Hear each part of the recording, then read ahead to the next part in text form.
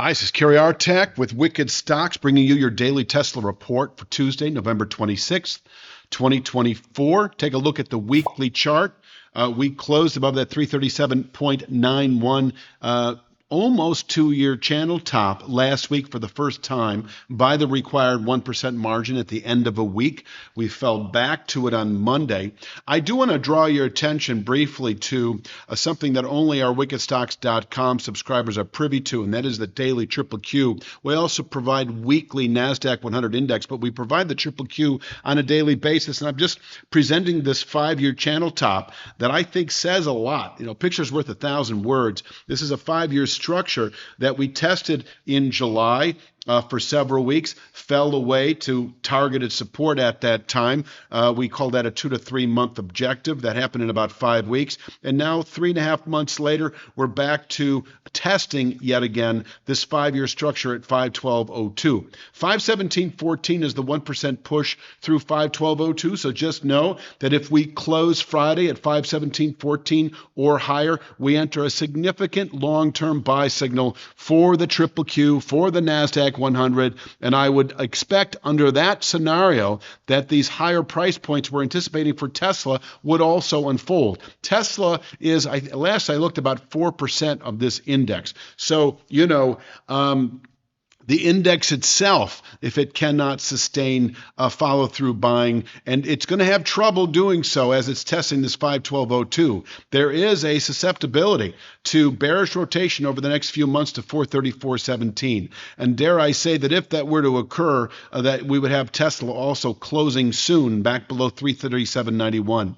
In my book, a failed buy signal. In other words, a rejected buy signal. The market, let's say under this scenario, closes back below 337.91 on Friday by a 1% margin. That rejection is in itself a valid sign of weakness, a valid sell signal that could over the following, I don't want to jump the gun too much, but I think within a matter of 3 to 5 weeks, the mid 270s and mid 280s. So that is the big picture.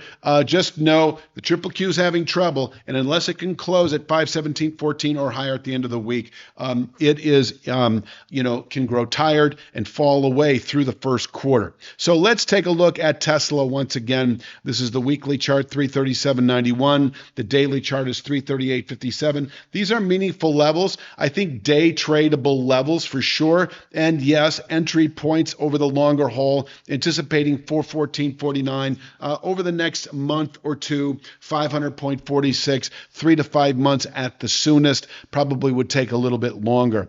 Let's take a look at the downside today. We do have 331.95. Now I have that as an intraday level. We could break 337.91, tag 331.95, and then rebound to close the day above 338.57, and all is still hunky-dory in terms of the longer-term buy signal. Anticipating then, within the week, within several days, 369.85 in reach. We still have 350 even as a soft intraday pivot point, but really it's 369.85 I see as in reach. We'll just call it the 330s for right now. 338.57 is a long-term 2-year channel top on the daily chart. In terms of a downside play, in terms of a clear intra-week sell signal, that emerges with a settlement today below 331.95. Now, how should I put this? Because I don't want to suggest that this is an aggressive buy level at 331.95 because after all, we would be in the midst of violating long-term support in the 337.91 to 38.57 area. But just know, I think it's well suited for aggressive day traders.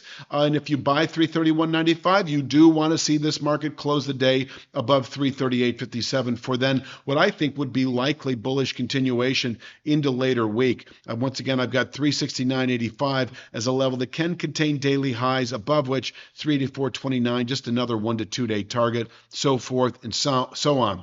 But if we do close today below 331.95, I think we have a good high for the week, and we should within 1 to 3 days fall to 311.47 in what is already an abbreviated week. 311.47 well suited to contain daily selling pressures. We would need to bounce out of here quickly and aggressively to fend off what could then be a significant, sell signal as we move through the rest of the year by closing the day and then the week below 337.91. So let me get back to kind of the 3 to 5 days or the 1 to 3 days. Closing below 331.95 sets up 311.47 as a 1 to 3 day target where we can bottom out on a daily basis. And if this materializes over the next day or two, let's say we close Tuesday below 331.95. On Wednesday, we test 311.47, come off of it nicely by the closing bell. And on Friday, because we skipped Thursday, we happen to settle above 338.57, then all is good for that long-term buy signal. But, timing is everything here. If we close below 331.95, this market's in trouble. I think we test 311.47. We need to get out of there in a hurry, because if we don't bounce significantly off of here by the end of the week and close the week back above 337.91 or 338.57, we are setting up for a meaningful sell signal that I think would play out over the next 3 to 5 weeks into the mid 270s and mid 280s. I know there's going to be questions. So even if we close below 338.57 today, and that is 337.91 on the weekly chart, even that settlement is by one measure a sign of weakness as we continue, into December trade. But in terms of the intra-week finessing of that, in terms of the probabilities, it is a settlement below 331.95, good high for the week, 311.47 likely. I do think if you are long Tesla now, based on this recent buy signal, if we close today below 331.95, or even if we violate on an intraday basis, you may have your stop just below this area because breaking 331.95, closing below it, 311.47 likely, and then it's a wait and see, but we need to bounce out of here quickly because if we don't, as I say, the mid 270s, mid 280s in reach by the end of the year. I hope that all made sense. I'm going to leave it at that for Tuesday's Tesla report. I will be back tomorrow with Wednesdays. You have a great day.